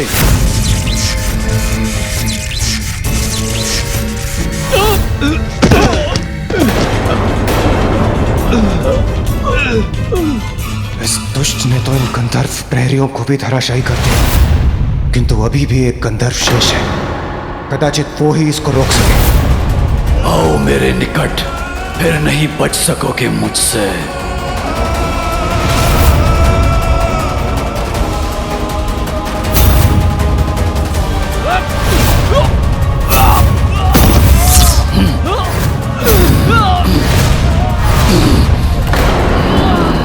मेरी शक्ति को कम आंकने की भूल मत करो देवताओं। जिसे अपनी भुजाओं में भर लेता हूं, उसको मसल के उसका अंत कर देता हूं। देखो उसका प्रमाण।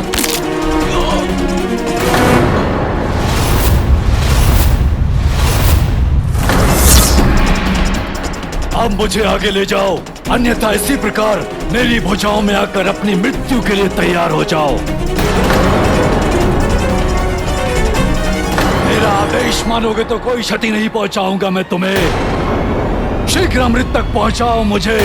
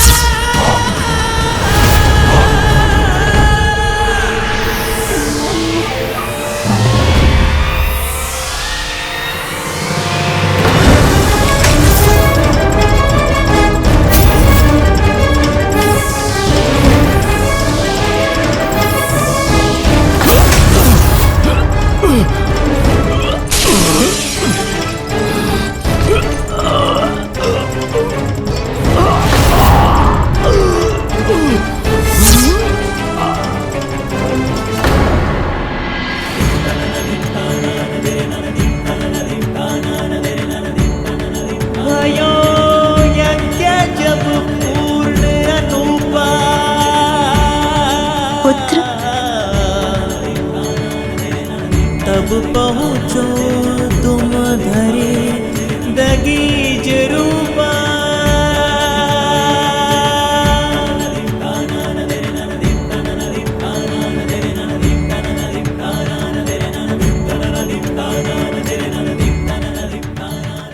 हे महागणपति, हे परम ब्रह्म, मैं कृतार्थ हो गई आपके दर्शन पाकर।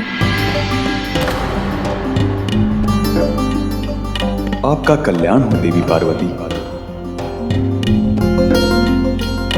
आपकी प्रार्थना सुनकर आपको मातृत्व का सुख प्रदान करने के लिए मैंने ही आपके पुत्र के रूप में जन्म लिया है। आपकी सेवा के साथ साथ पाप को इस संसार से मिटाना ही इस अवतार में मेरे जन्म का उद्देश्य है। आपसे प्रेरणा पाकर ही गजानन ने कठोर पंचाग्नि तप को पूर्ण कर परम ज्ञान प्राप्त किया है। वो मेरा ही अवतार है, मुझ में और उसमें कोई भेद नहीं है। और अब वो आपकी शक्तियों को प्राप्त करने के योग्य भी बन गया है। इसलिए देवी महाशक्ति, अब आप उसे अपनी समस्त शक्तियां प्रदान कीजिए। उचित है।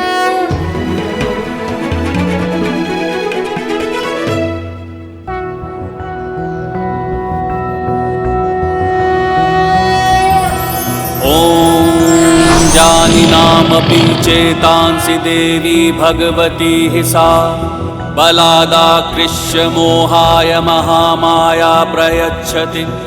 दुर्गे स्मृता हरसि भीतिमशेष जन्तुः स्वस्थः स्मृता मतिमतीव धन्य है शुभां आप देवी, ददासि। मैं आपको आशीष देता हूँ। आपके पुत्र के रूप में आपको सदा मेरा सानिध्य प्राप्त होगा।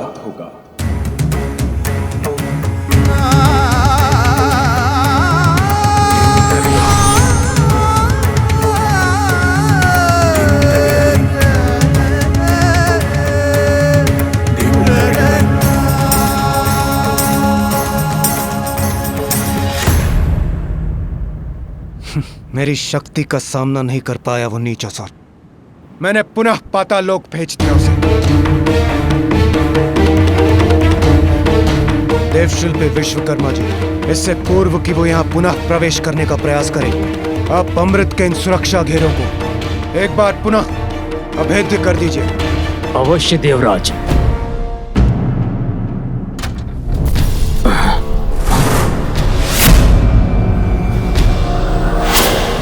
ये ध्वनि कैसे?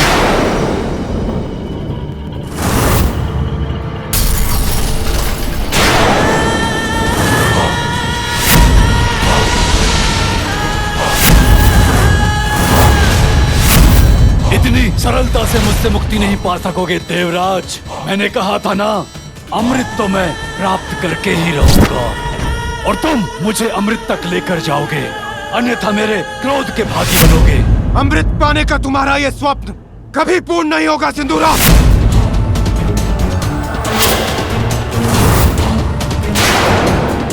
स्वप्न नहीं, सत्य बनेगी मेरी इच्छा देवराज।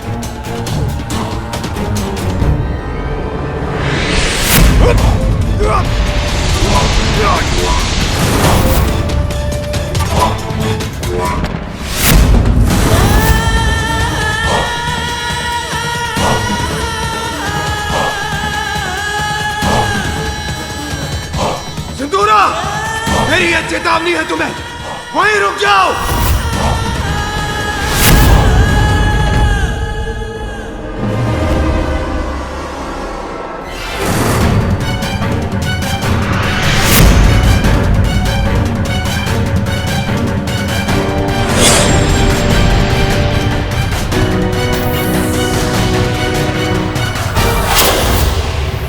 मेरे कवच से रक्षित होकर अपनी शक्तियों से आक्रमण कीजिए इस पर।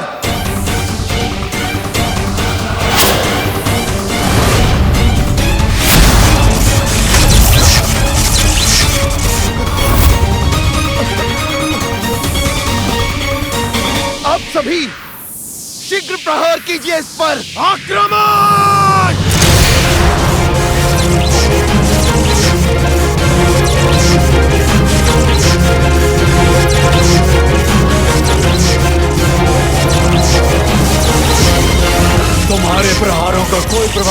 होगा मुझ पर देवताओं।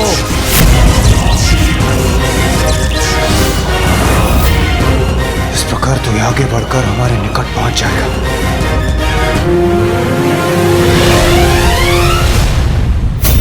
देवराज,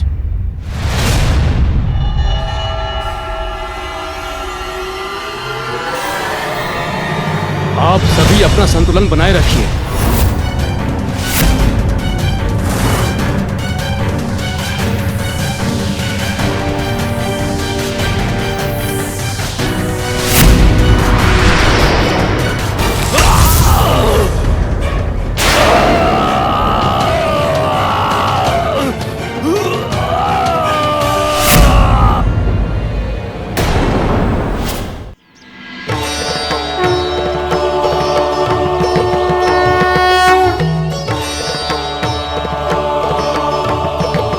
प्रणाम माँ। तप में सफल होकर तुम अपनी कुंडलिनी जागृत कर चुके हो पुत्र, और स्वयं को पहचान भी चुके हो। इसीलिए अब मैं तुम्हें अपनी शक्तियाँ और अस्त्र प्रदान कर और सबल बनाऊंगी, और उन अस्त्रों के पीछे छिपे अर्थ का ज्ञान भी दूंगी तुम्हें। त्रिशूल के 3 शूल सत्व, राजस और तामस के प्रतीक हैं। सत्व अर्थात सामंजस्य, राजस अर्थात ऊर्जा, और कर्म एवं तामस अर्थात जड़ता, ये सभी में होते हैं।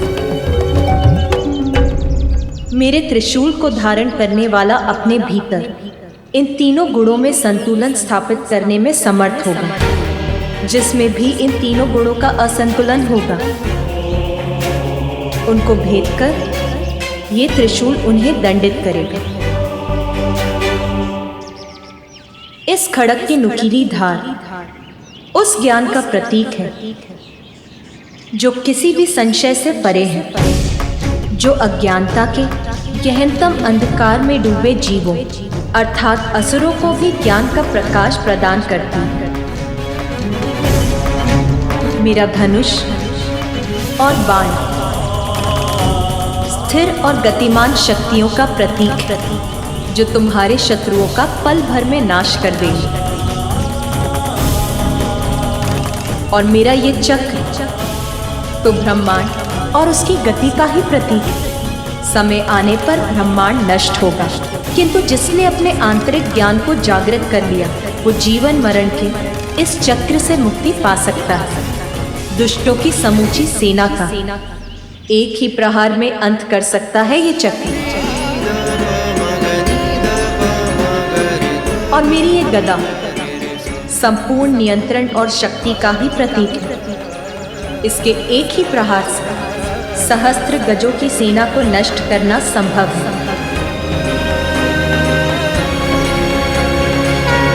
शंख का नाद अच्छाई की शक्तियों को जागृत कर शुद्धता प्रदान करता है, शत्रुओं के हृदय को आतंकित कर दे, ऐसा है इस शंख का नाद पुत्र।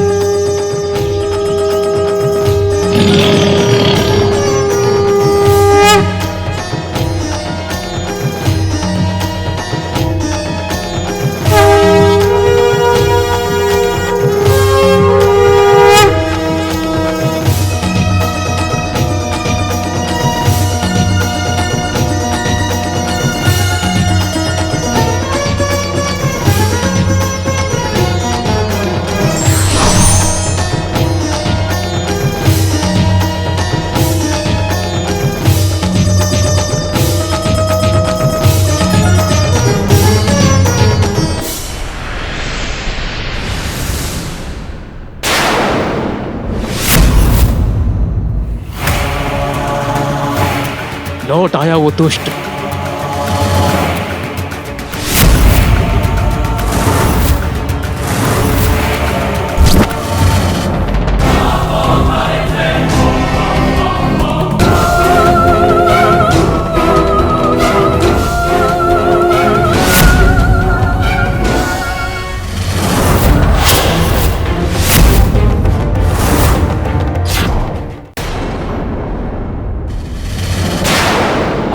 वार करने का अवसर नहीं दूंगा मैं तुम्हें।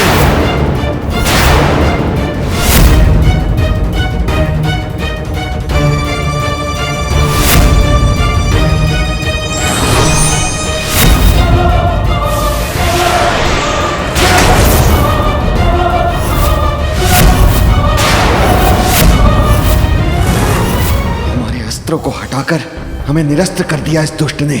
अब हम क्या करें, कैसे करें इसका सामना? बस बहुत हुई तुम्हारी क्रीड़ा।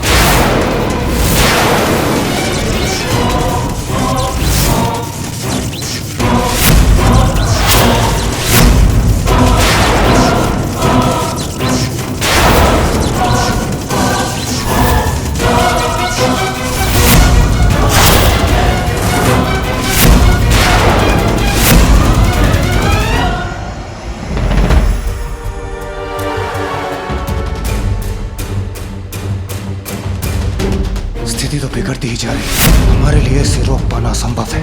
मुझे शीघ्र ही कुछ करना होगा। कोई विशेष उपाय ढूंढना होगा मुझे।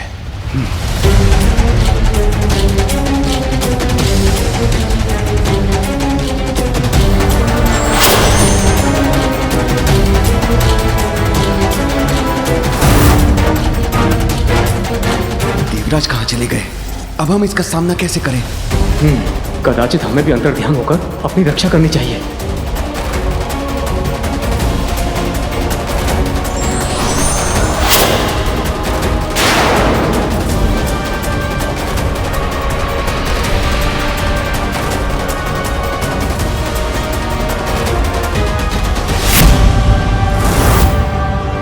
भयभीत होकर भाग गए सभी देवता। विश्वकर्मा जी, आप अपनी सुरक्षा चाहते हैं। मेरा आदेश मानकर आगे ले जाइए मुझे। अमृत तो मैं प्राप्त करके ही रहूंगा। गुरुदेव शुक्राचार्य की छवि क्यों दिखाई दे रही है मुझे? कहीं वो मुझ तक कोई संदेश तो नहीं पहुंचाना चाहते? सिंधूरा, तुम्हें चेतावनी देने ही आया हूं। शीघ्र अमृतपान ही तुम्हें सुरक्षित बना सकता है, क्योंकि गजानन का तप संपन्न हो चुका है। अपना वास्तविक परिचय प्राप्त कर चुका है वो।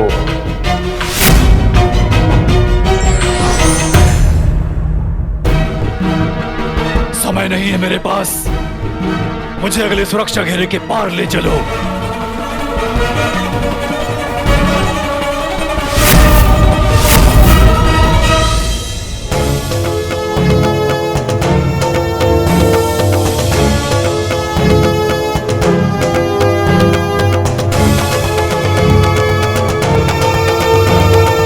मेरी शक्तियों से सज्जित होकर तुम किसी भी बड़ी से बड़ी चुनौती का सामना करने में समर्थ हो गए हो पुत्र।